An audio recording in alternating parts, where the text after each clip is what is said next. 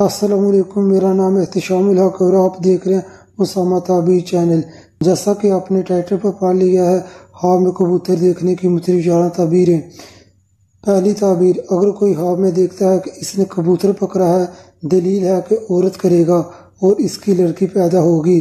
دوسری تعبیر، اگر کوئی خواب میں دیکھتا ہے کہ اس نے بہت سارے کبوتر پکڑے ہیں، دلیل ہے اس قدر عورتیں کرے گا یا کنیزیں خریدے گا۔ تیسری تعبیر، اگر کوئی خواب میں دیکھتا ہے کہ اس نے کبوتر کا گوشت کھایا ہے، دلیل ہے کہ عورتوں کے مال سے نفع پائے گا۔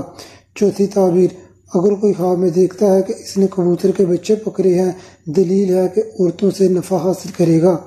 پانچویں تعبیر، اگر کوئی خواب میں دیکھتا ہے کہ اس کے گھر میں بہت سارے کبوتر ہیں، دلیل ہے کہ اس کے بہت سارے فرزند ہوں گے اور عورتوں کی طرف سے بہت سا مال حاصل کرے گا۔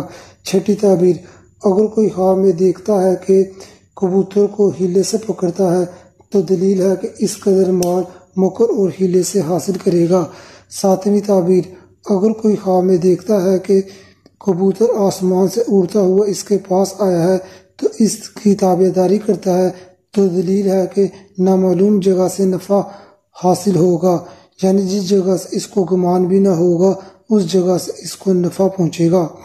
آٹھویں تعبیر، اگر کوئی خواب میں دیکھے کہ اس نے کبوتر کو دانہ دیا ہے تو دلیل ہے کہ کسی عورت کو بات کی تلقین کرے گا۔